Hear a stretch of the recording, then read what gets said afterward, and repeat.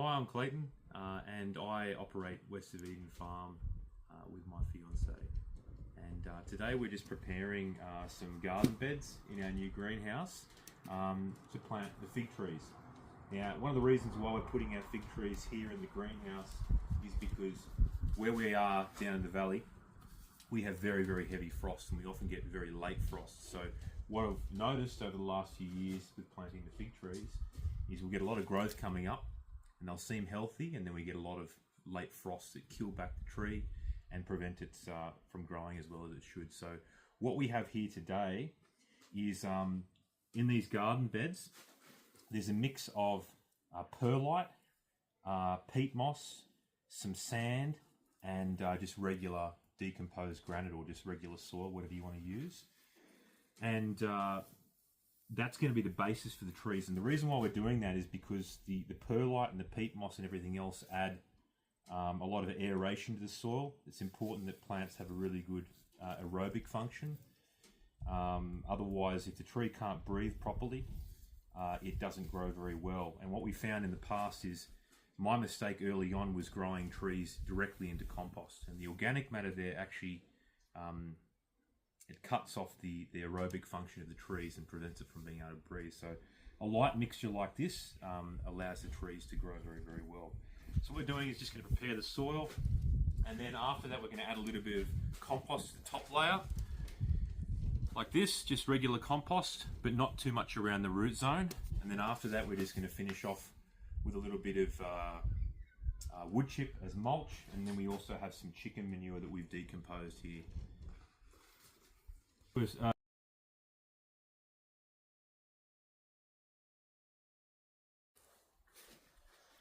So what I'm just doing here now is, obviously, since we've gotten rid of all the dirt around the actual roots themselves, we don't want there to be a big air pocket around the roots.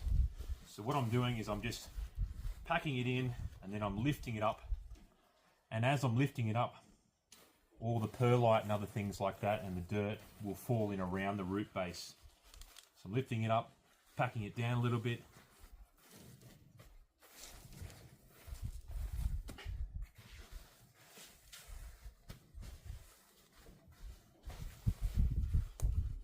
And then just doing it the same again until we get the desired height. That looks pretty good to me.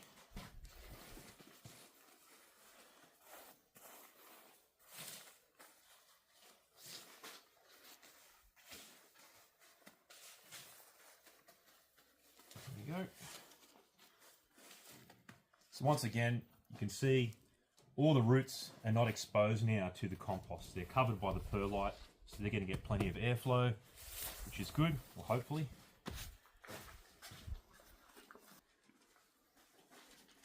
And then just adding this top layer of compost, which has got a lot of the rich organic matter and the things that the plant needs. One other thing too that we are going to be adding towards the end is charcoal. But it's very important that when you're adding charcoal, biochar, you try to add it when it's already been mixed in with other nutrients. The reason why is charcoal actually acts to absorb other things around it. And so if you add charcoal directly into your soil, it's actually going to take the nutrients out of your soil. And so by putting it in a bucket with some different fertilizers, some blood and bone, chicken manure, and a bit of water, that charcoal then will suck up all the nutrients out of that liquid that it's been put in. And then when you do put it on your bed, it will act as a slow release fertilizer for your plants. No.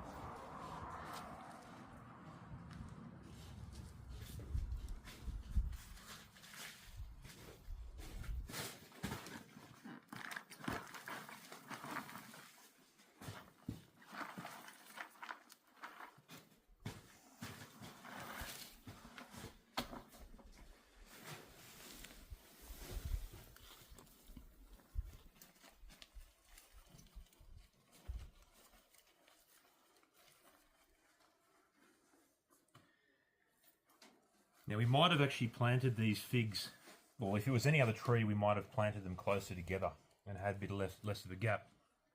But one thing about fig trees is that the root structure of fig trees is often twice as big as the height of the tree.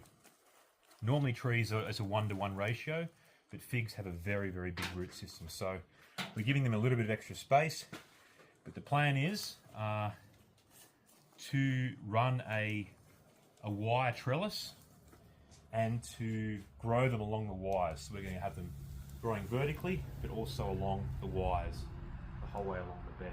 And that way it should actually make it very easy to prune them back after each season, and make it easier to harvest the fruit inside the greenhouse, since we have a limited amount of space here.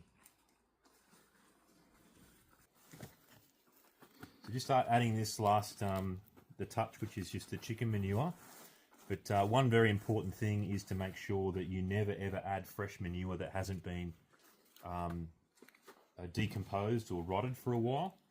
Otherwise you're going to end up burning the roots of your plant with the really, really high concentrations of nitrogen. So you've got to let it sort of sit for a while and break down, and then once it no longer has that sort of strong odor, that's the time you want to add it to your plants.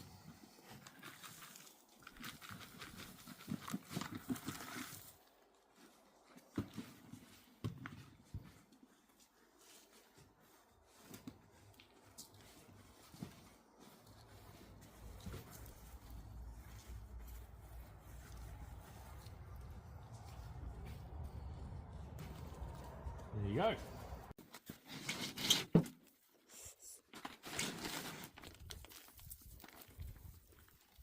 The last thing we're doing here for the plants, we've put them into the mix. We've put some topsoil, some compost on the top. We put some wood chips down and the manure.